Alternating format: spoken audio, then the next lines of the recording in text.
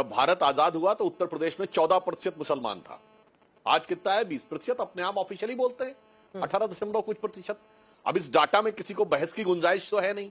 और इतना भारी हो चुका है कि 2007 में इलाहाबाद हाईकोर्ट का एक जजमेंट आया था जिसने कहा था कि अल्पसंख्यक की परिभाषा को, जैसे शंभुनाथ श्रीवास्तव जी ने दिया था, उन्होंने कहा था अल्पसंख्यक को परिभाषित करना चाहिए। राष्ट्रीय स्तर पे कौन अल्पसंख्यक है, राज्य में कौन, और पश्चिमी उत्तर प्रदेश के जिलों का हवाला देके कहा जहां 40%, 45%, कहीं कहीं 50%, रामपुर में 50% से ज्यादा, शहर में 70% जो जनसंख्या है उसे अल्पसंख्यक कैसे कहा जा सकता है।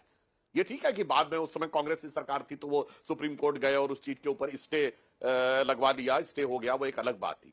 अब भारत में देख लीजिए 9% मुसलमान था आजादी के समय, 2011 में ऑफिशियली 15% है। आइए पश्चिम बंगाल जहां चुनाव हो रहा है वहां 19-18% मुसलमान था, आज ऑफिशियली 30% है।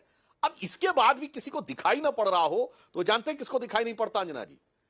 वो कट्टरपंथी जिनके लिए मजहब मुल्क से ऊपर है, उनकी संगत में बैठते बैठते उन लोगों की मति भ्रष्ट हो जाती, उन्हें जाति धर्म से ऊपर नजर आने लगती है।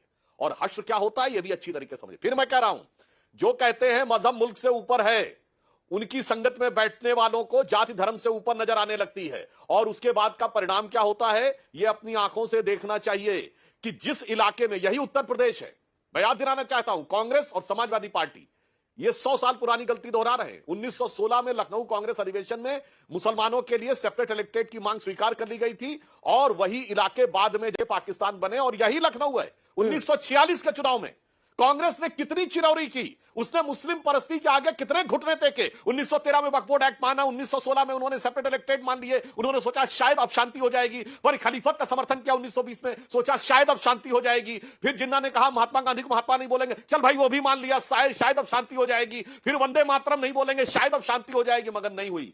1946 के इलेक्शन में 73 सीटें थी जो कि मुस्लिम इलेक्ट्रेट थे, उसमें 64 जीती मुस्लिम लीग ने, 95% वोट मिले मुस्लिम लीग को, कांग्रेस को छोड़ दिया।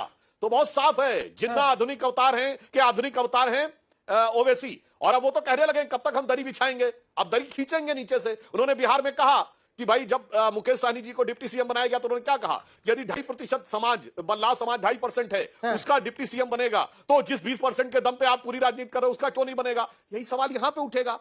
कोई गलत फहमी मत रखिए, मुस्लिम समाज के कट्टरपंथियों का एजेंडा बहुत क्लियर है 100-125 साल से। आप गलत फहमी में हैं और आपको यह लगता है, या यूं कहें कि आप जानते हुए, हमारा एक दौर था, हमारे नेता ऐसे थे जो अपनी जान देते थे कि मेरी भविष्य की पीढ़ियां राज करेंगी। आज के नेता वो हैं जो सोचते हैं मैं अभी राज कर लूं, मेरी आने वाली पीढ़ियां मरेंगी तो मरने देंगे।